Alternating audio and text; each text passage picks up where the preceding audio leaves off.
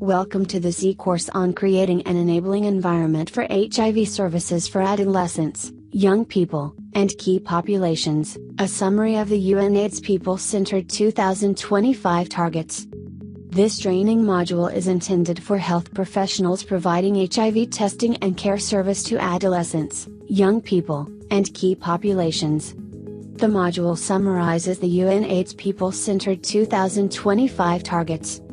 After completing this module, you will be able to describe the new UNAIDS 2025 targets, explain the barriers and facilitators to the implementation of people-centered and adolescent-friendly services in the context of the new UNAIDS targets, identify peer-driven models of care in the implementation of services for adolescents, young people, and key populations. This training is intended for providers of HIV care for adolescents, young people, and key populations in resource-limited settings including clinicians, nurses, pharmacists, and community health workers. Webinars and workshops, where possible, may include a mixed audience of clinic staff and community members. It aims to enhance participants' ability to provide evidence-based, appropriate, quality, accessible HIV services to adolescents, young people and key populations. The purpose of this training is to summarize the UNAIDS 2025 targets, which put people living with HIV and communities at risk at the center of the response. After completing this training, you will be able to describe the new UNAIDS 2025 targets, explain the barriers and facilitators to the implementation of people-centered and adolescent-friendly services in the context of the new UNAIDS targets, identify peer-driven models of care in the implementation of services for adolescents, young people, and key populations. The purpose of this training is to summarize the UNAIDS 2025 targets, which put people living with HIV and communities at risk at the center of the response. COVID-19 has put the world even further behind its efforts to end HIV/AIDS by 2030. As the fast-track era draws to a close, UNAIDS has worked with partners to develop a set of proposed targets for 2025. The UNAIDS 2025 targets place people living with HIV and communities at risk at the center of the response, call for 95% coverage of a core set of evidence-based HIV services, set clear targets for the removal of societal and legal barriers to accessing services, emphasize the importance of integrating the HIV response with efforts to achieve universal health coverage of the Sustainable Development Goals, SDGs. The proposed targets for 2025 fall into three categories: comprehensive HIV services, removal of societal and legal impediments to an enabling environment for HIV services, people-centered, context-specific service integration. The 2025 targets place far greater emphasis on removing societal and legal impediments to service delivery, and on linking or integrating the provision of HIV services with other services that people living with HIV and communities at risk need to stay healthy and build sustainable livelihoods. Achieving the targets for societal enablers and integrated service delivery are critical to achieving the high coverage called for within the HIV service targets. Let's take a look at each of these three domains more closely. Comprehensive, high-quality HIV services are at the core of the HIV response. The 2025 HIV service targets are placed into categories, but in reality, there is considerable overlap between them. This reflects the fact that there are no clear divisions among HIV prevention, testing and treatment, the prevention of vertical transmission, and sexual and reproductive health services. As the 90-90-90 targets were the most successful element of the fast-track agenda, new testing and treatment targets for 2025 maintain the same overall approach but adopt the more ambitious 95% objectives. They also clarify the need for achieving these targets within each subpopulation of people living with HIV. The 2025 testing and treatment targets include people living with HIV within all subpopulations and age groups and aim to achieve 95% of all PLIV know their HIV status. 95% of PLIV who know their status initiate treatment. 95% on treatment are virally suppressed. In place of the long-standing reliance on generalized facility-based testing, responses are increasingly emphasizing differentiated testing models, including diverse facility and community-based approaches that can focus on communities at greatest risk and be tailored to individual and community needs.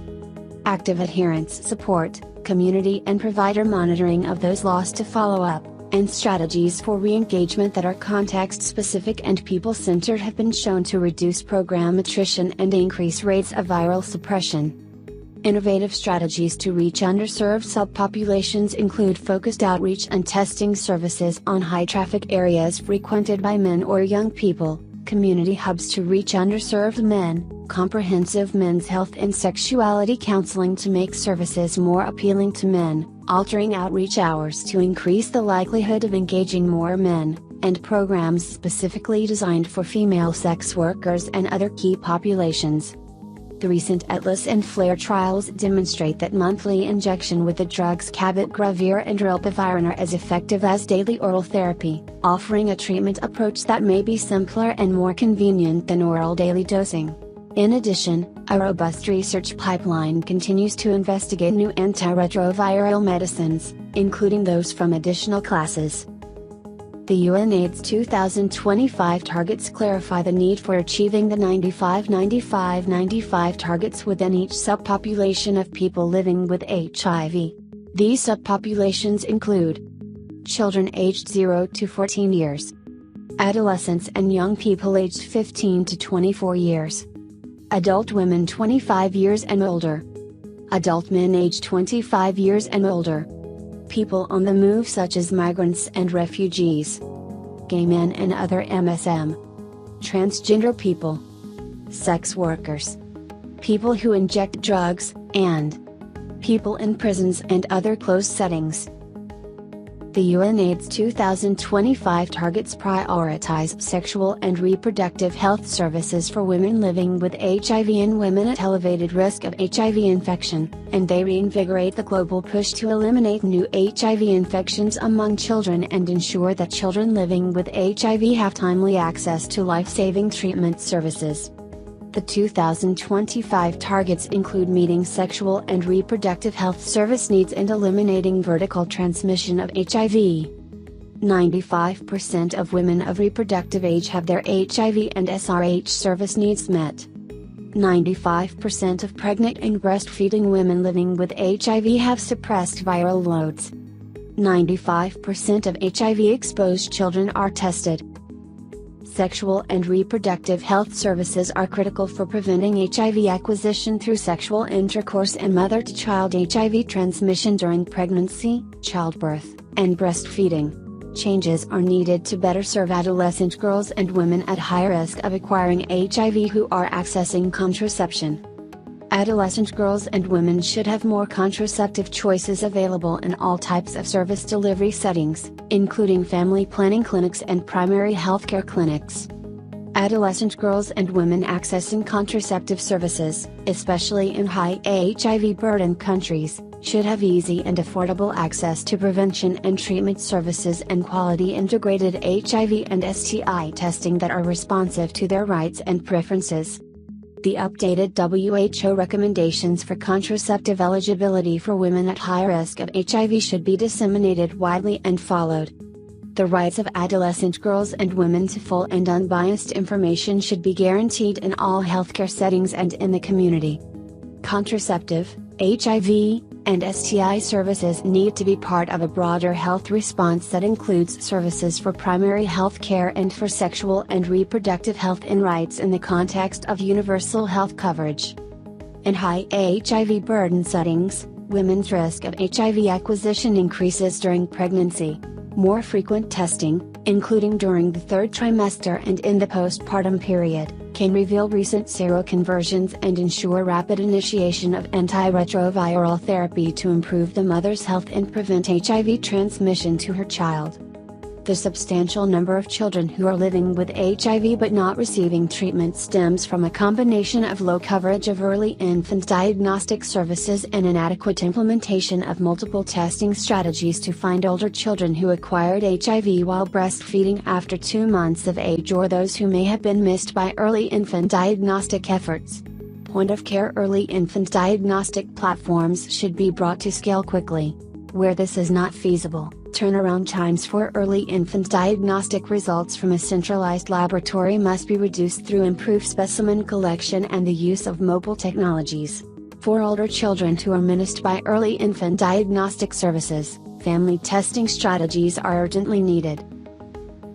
Detailed targets include women of reproductive age, pregnant and breastfeeding women living with HIV, and children aged 0 to 14 years. 95% of women of reproductive age in high HIV prevalence settings, within key populations, and living with HIV have their HIV prevention and sexual and reproductive health service needs met. 95% of pregnant women are tested for HIV, syphilis, and hepatitis B surface antigen at least once during pregnancy and as early as possible.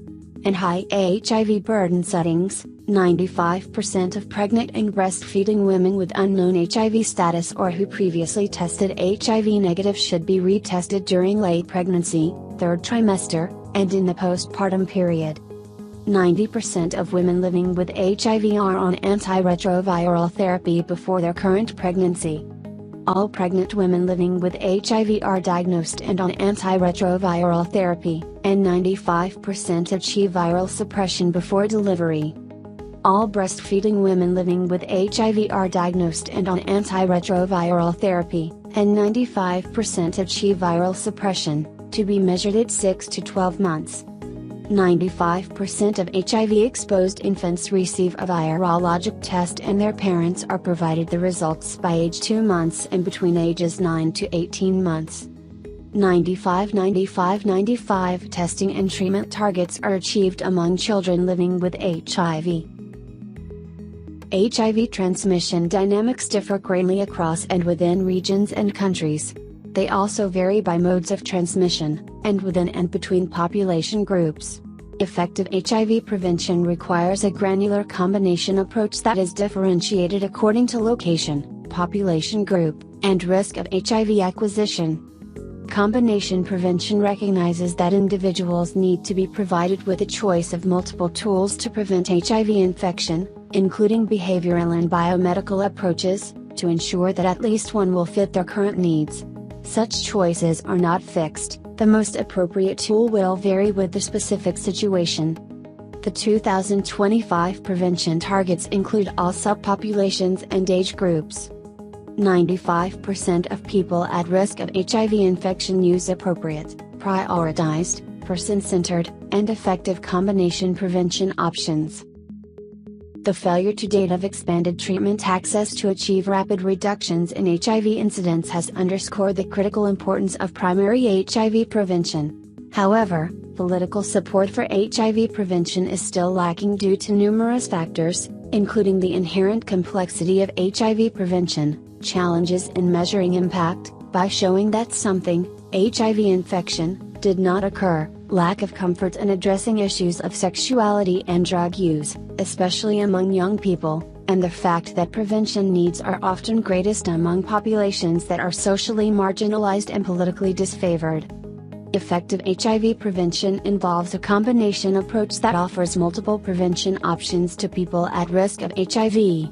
Efforts to reach the 95 testing and treatment targets must be combined with robust efforts to scale up condom promotion, comprehensive sexuality education, voluntary medical male circumcision, PrEP, harm reduction, and newer methods such as the Dapivirine vaginal ring and long-acting injectable PrEP. Research continues to generate new tools and approaches for HIV prevention. The Dapivirine vaginal ring has been found by 2 studies to reduce women's risk of acquiring HIV by more than a quarter. The European Medicines Agency has endorsed the ring, and it is rapidly moving into implementation. Long-acting, Injectable cabotegravir for PrEP has been shown in 2 studies to be superior to oral PrEP in preventing new HIV infections. Efforts to design and evaluate preventive HIV vaccines continue, although it is anticipated that a preventive vaccine for HIV remains several years away at the very earliest. In summary, the targets for comprehensive HIV services, or 95s, fall into 3 categories: HIV testing and treatment, sexual and reproductive health services, and combination prevention options. The greater attention paid to subpopulations of people living with HIV reflects the current heterogeneity of testing and treatment coverage across these populations, which undermines the population-level preventative impact of treatment. Young people are less likely than older adults to know their HIV status and access treatment. Similarly, many key populations also have poorer outcomes across the 90-90-90 cascade, due in part to the effects of stigma, discrimination, and other structural factors. The high levels of HIV service coverage called for in the 2025 targets can only be achieved within an environment where people living with HIV and people at risk of HIV infection feel safe to utilize those services. Unfortunately, this is currently not the case in many countries. The criminalization of drug use, sex work, and same-sex sexual relationships, HIV-related stigma and discrimination, and gender inequality are powerful barriers to HIV services. The 2025 targets emphasize that countries must invest in specific efforts to remove these impediments and establish an enabling environment that is free of societal, political, legal, and economic barriers. The 2025 targets for removal of societal and legal barriers are placed into 3 categories: punitive laws and policies, stigma and discrimination, gender inequality and violence. This target area aims to build on and accelerate momentum towards legal reform and access to justice in numerous countries and regions, applying lessons learned more broadly to bring legal and policy frameworks into line with the human rights underpinnings of an effective HIV response. The targets aim to achieve by 2025. Less than 10% of countries criminalize sex work, possession of small amounts of drugs, same-sex sexual behavior, and HIV transmission, exposure or non-disclosure. Less than 10% of countries lack mechanisms for people living with HIV and key populations to report abuse and discrimination and seek redress. Less than 10% of people living with HIV and key populations lack access to legal services. More than 90% of people living with HIV who experienced rights abuses have sought redress. Severe criminal penalties for same-sex relationships are associated with a 4.7 times higher risk of HIV infection compared with settings that do not have such penalties. In addition, the existence of laws that marginalize or criminalize LGBTQ people is also associated with substantially lower uptake of HIV testing services. Similarly, repressive laws regarding sex work are linked with increased HIV prevalence. Criminalization of drug use is associated with increased risk of HIV. Decriminalization is a long-term process that unfolds along a continuum, offering the possibility of interim successes prior to the ultimate removal of criminal sanctions. Decriminalization itself is not the end of this process, but rather an intermediate, critical step towards the ultimate goal of creating environments that are just, equitable, and enabling for an effective, people-centered response. Punitive, discriminatory, and scientifically unsound laws are the norm globally, and they have especially dire consequences for key populations, but recent experiences have underscored the feasibility of decriminalization and other forms of legal reform. Since 2016, Chile, Pakistan, and Uruguay have formally recognized gender identity and introduced legal protections for transgender people. Senegal has legalized sex work. Globally, the number of countries and territories that have HIV-related restrictions in place for entry, stay, or residence decreased to 48 in 2019. Countries such as Antigua, Barbuda, Belize, Colombia, Mexico, South Africa and various states in the United States have relaxed long-standing drug laws. The number of countries criminalizing same-sex relationships has continued to decline in recent years. Since 2016, Colombia and Mexico have removed or relaxed HIV criminalization laws, while Belarus, Canada, and the Democratic Republic of the Congo reduced the situations in which people living with HIV may be prosecuted or convicted. More concerted efforts are needed to learn how legal reform has occurred and to understand how to apply and individualize these approaches to other settings. Learning from recent successes can help identify optimal messages, effective strategies, and ways to combine with broader social changes in order to encourage legal reform. In particular, countries that have recently enacted legal reform can encourage neighboring countries to take similar actions. This new target aims to reduce sharply the prevalence of HIV-related stigma and discrimination, taking account of the growing HIV burden among key populations and the pernicious effects of stigma and discrimination on efforts to address the HIV-related needs of key populations. This target area includes more detailed, population-specific targets. The targets aim to achieve by 2025. Less than 10% of people living with HIV report internalized stigma. Less than 10% of people living with HIV report experiencing stigma and discrimination in healthcare and community settings. Less than 10% of key populations, i.e., gay men and other men who have sex with men, sex workers, transgender people and people who inject drugs, report experiencing stigma and discrimination. Less than 10% of the general population reports discriminatory attitudes towards people living with HIV. Less than 10% of health workers report negative attitudes towards people living with HIV.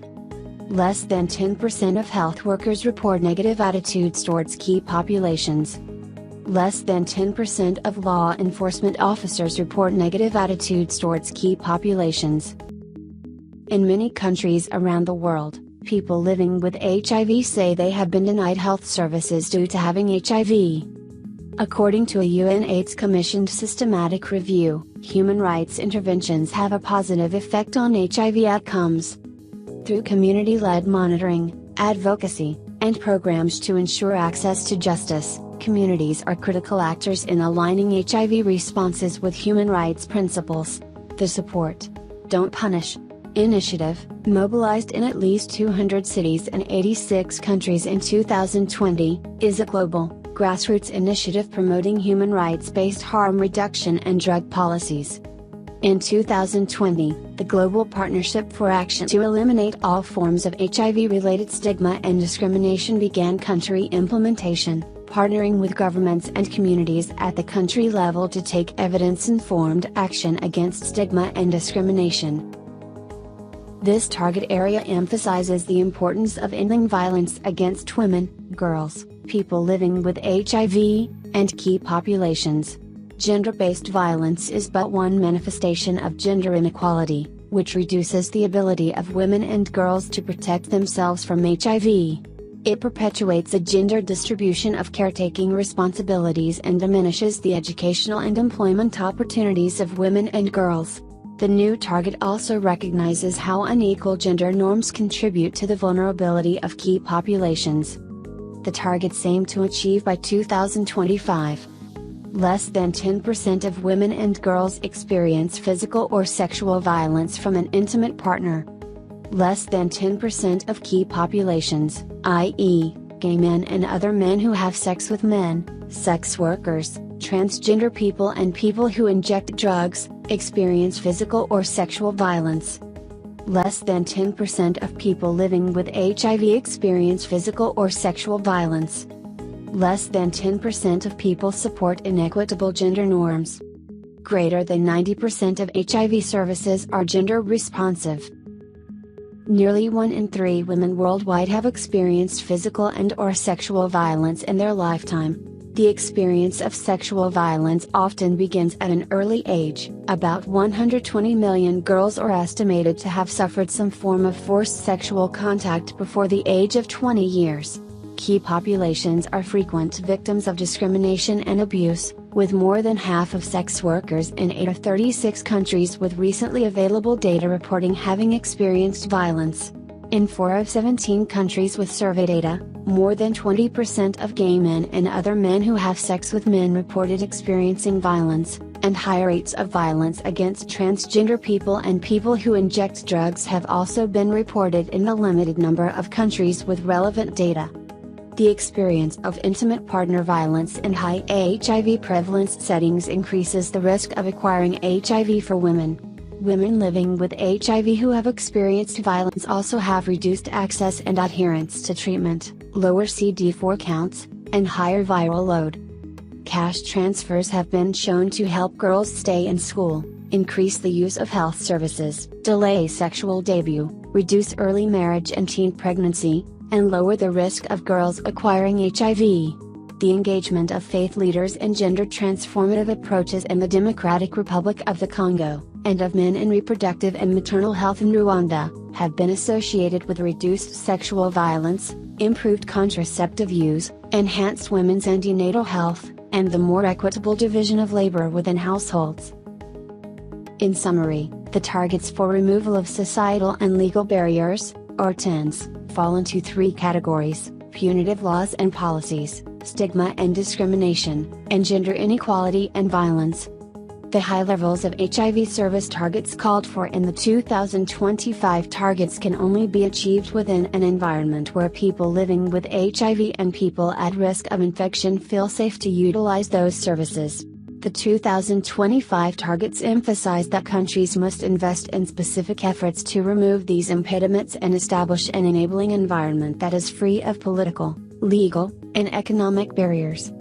The achievement of these targets is central to progress across the full array of ambitious targets for 2025 and towards realizing the vision of zero new infections, zero discrimination, and zero AIDS-related deaths. The third domain, service integration, focuses on adoption of people-centered and context-specific integrated approaches that support achievement of the 2025 HIV targets and result in at least 90% of people living with HIV and individuals at heightened risk of HIV infection linked to services for other communicable diseases, non-communicable diseases, sexual and gender-based violence, mental health, and the other services they need for their overall health and well-being.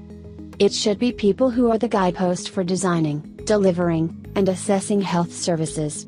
One way to make health systems more people-centered is through service integration, with the goal of providing people-tailored, co-located, or well-coordinated services that are optimally convenient, seamless, and easy to navigate. Health integration aims to improve health program performance across 4 dimensions: efficiency, effectiveness, equity, and responsiveness. Integrated approaches that yield benefits not only for HIV but for other health priorities have the potential to generate broad-based health benefits and enable the pooling of budgets across sectors. Integration of HIV with other health services, such as maternal and child health care, tuberculosis care, primary health care, family planning, and sexual and reproductive health services, can increase uptake of HIV and other health services, improve retention of people living with HIV in care, achieve equivalent or improved treatment adherence and viral suppression, generate spillover health benefits, and reduce AIDS-related and non-AIDS-related mortality. Deciding when, how, and to what degree to integrate should build on a thorough analysis and understanding of the health system environment, and of the needs of the people who utilize health services in a particular setting. Even in a more integrated system, specialization will and should remain an important element. To be effective, integrated approaches require concerted efforts to strengthen health systems, including ensuring that health policy frameworks support service integration in a manner that is people-centered. Health outcome monitoring and the agility to change course as needed in response to problems or opportunities should be prioritized. Effective HIV care and support must be comprehensive and holistic, as people living with or at substantial risk of HIV often have health issues other than HIV. A comprehensive approach that highlights all aspects of health, physical, mental, and emotional, is critical to successful outcomes. Adolescents can benefit from youth-friendly services that provide a broad array of youth-focused services. For women, introduction of point-of-care technologies for HPV testing as part of a test-and-treat approach. It would be inexpensive and easy to implement alongside HIV services. For men, providing HIV testing alongside screening for non-communicable diseases offers a potential strategy to improve testing coverage. Integration service packages specifically designed to address the health needs of key populations can be delivered, especially at service sites with proven capacity to deliver non-judgmental, community-tailored services. In too many countries, user fees deter access to HIV services, increase inequities, impoverish entire households affected by HIV, and increase AIDS-related morbidity and mortality. Specific efforts are needed to ensure that the move towards universal health coverage reflects the key attributes of the HIV response, including community engagement, inclusive governance, accountability for results, and a commitment to human rights and gender equality, that all services provided either in a facility or a community setting are free of stigma and discrimination, and that service packages include essential HIV diagnostic, treatment, and prevention services. Many migrants face an uphill struggle in accessing health and HIV services. There needs to be concerted legislation that creates an enabling environment for migrants to access services, regardless of their status within the country.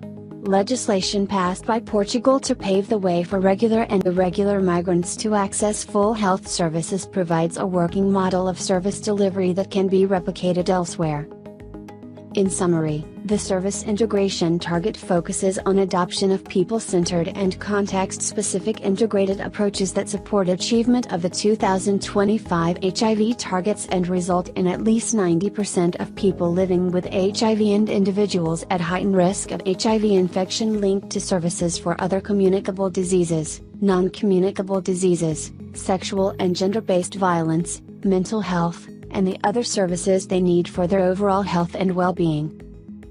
In summary, the service integration target focuses on adoption of people-centered and context-specific integrated approaches that support achievement of the 2025 HIV targets and result in at least 90% of people living with HIV and individuals at heightened risk of HIV infection linked to services for other communicable diseases, non-communicable diseases, sexual and gender-based violence, mental health, and the other services they need for their overall health and well-being. The WHO defines adolescents as people 10 to 19 years of age. Young people include adolescents and generally refer to people 10 to 24 years of age. Adolescence and young adulthood are marked by rapid developmental, psychological, social, and structural transitions. Adolescents and young people are underserved by HIV services, have high risk of interruption in treatment, and suboptimal continuity of treatment and adherence. Adolescents have special requirements for comprehensive care, including psychosocial support and sexual and reproductive health care, and may face significant barriers to accessing and remaining in treatment care and support services, often due to policy and legal barriers related to the age of consent. Key populations include people who inject drugs, gay men and other men who have sex with men, transgender people, sex workers, and people in prisons and other closed settings. Around the world, key populations face much higher rates of HIV and AIDS than the general population and are most at risk for contracting HIV. UNAIDS estimates that between 40 to 50% of all new HIV infections occur between individuals in key populations and their immediate partners. Underreporting is common within key populations due to stigma, backlash, and discrimination. Adolescents and young people from key populations are at significant HIV risk, higher than that of their older peers in these populations. Adolescents and young people from key populations are even more vulnerable than older cohorts to STIs, HIV, and other sexual and reproductive health problems. Adolescents from key populations may face stigma, discrimination, and violence even greater than that faced by older people from key populations. Stigma and discrimination may come from healthcare workers, law enforcement officers, teachers, employers, parents, religious leaders, and community members.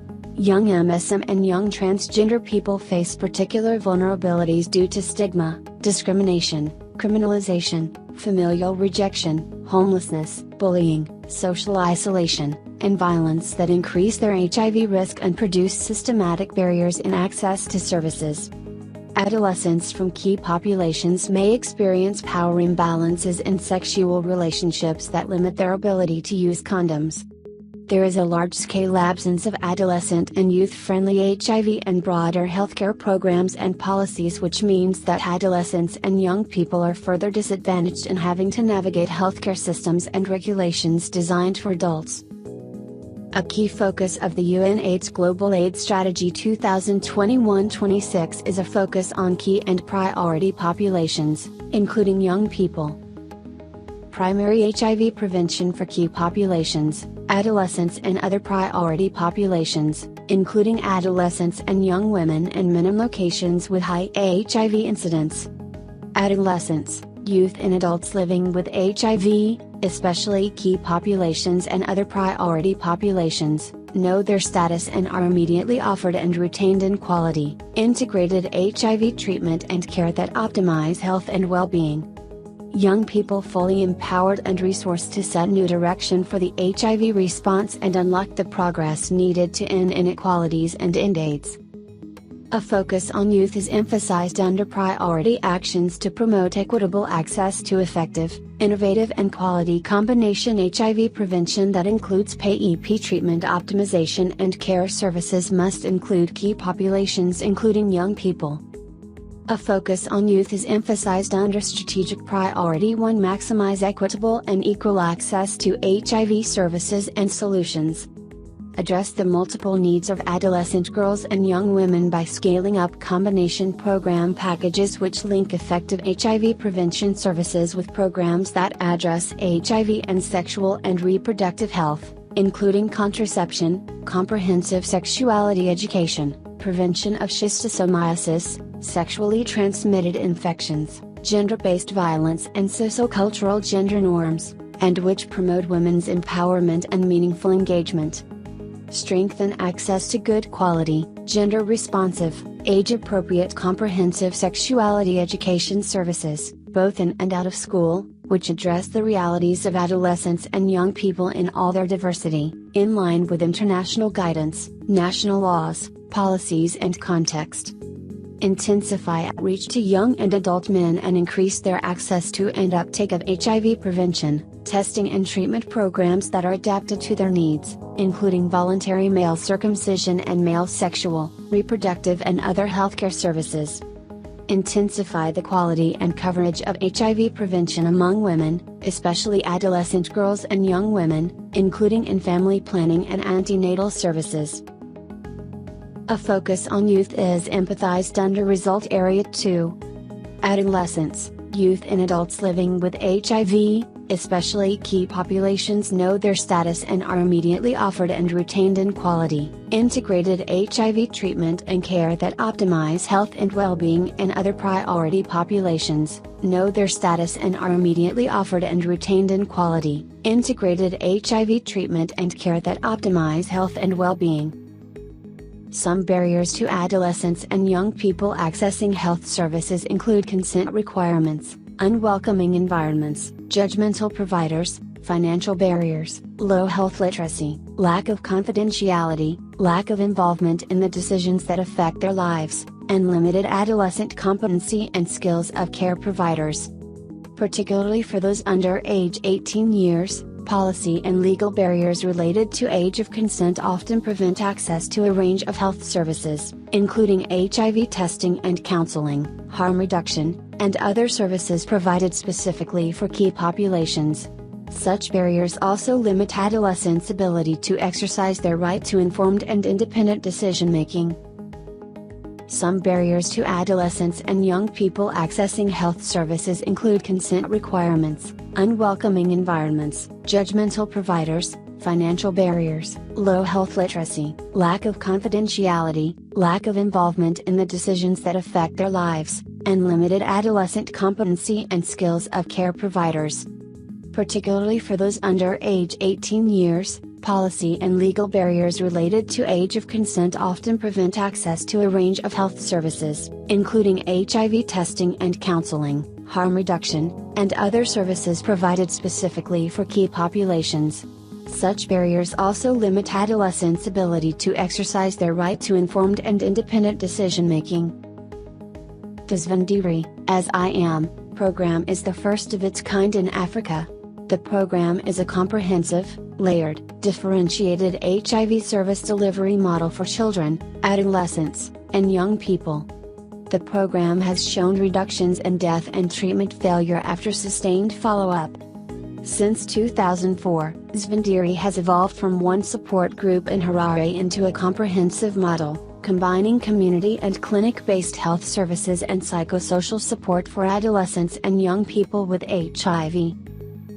Zvendiri provides a package of differentiated services for children, adolescents, and young people with HIV. Services are primarily led by trained, mentored adolescents and young people with HIV, known as Community Adolescent Treatment Supporters, or CATS. CATS provide peer-led services across the HIV cascade, supported by healthcare workers, HCWs, social protection officers, Zvendiri mentors, and implementing partners. CATS provide information, counseling, and support for other children, adolescents, and young people with HIV through home visits, clinic visits, support groups, and health services are fully integrated within national systems and service delivery across the HIV care cascade. The Zvendiri model brings to scale holistic support of children, adolescents, and young people with HIV that is responsive to their medical, developmental, and psychosocial needs. Model development required various complementary factors that created a window of opportunity for scale-up and continued support. In particular, to assure sustainability, the program was nested within existing services with capacity strengthening of national, regional, and local service providers and trained, mentored CATS supporting their peers, families, and communities. Zvendiri is arguably the largest, national differentiated service delivery model for children, adolescents, and young people with HIV in sub-Saharan Africa. This program adds to the growing body of evidence demonstrating the effectiveness of targeted, peer-led, differentiated care delivery models in improving HIV care outcomes among children, adolescents, and young people with HIV. The CATS models shows high rates of HIV testing, 80%, ART uptake, 97%, retention and care, 99%, viral load testing, 90%, and viral suppression, 99%. In addition, the program improved the quality of adolescents' lives through its focus on shared experiences, role modeling and supportive friendship. Improved the HIV and treatment literacy of adolescents and their caregivers. This helped adolescents better manage adherence and build self-esteem. Fostered more sympathetic household environments, with caregivers better educated and more responsive to meeting adolescents' nutritional and physical needs. Led to adolescents feeling better cared for, less isolated and less worried about the implications of their HIV status. The Key Populations Investment Fund, KPIF, is PEPFAR's $100 million initiative to expand key populations, KP, access to and retention in HIV prevention and treatment services. The KPIF includes funding for indigenous, community-based, KP-led, KP-trusted, and KP-competent organizations. KPIF focuses on specific KP, including men who have sex with men, sex workers, transgender individuals, and people who inject drugs.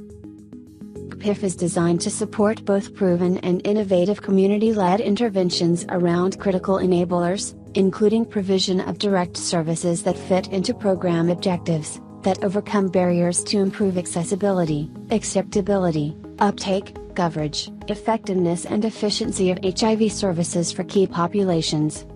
The funding stream has 5 focus areas. Scaling up demand and access to quality and effective HIV services for key populations.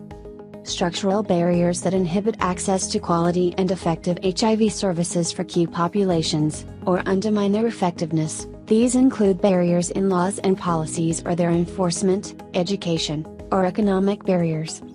Addressing and monitoring stigma and discrimination at individual, community, and national levels.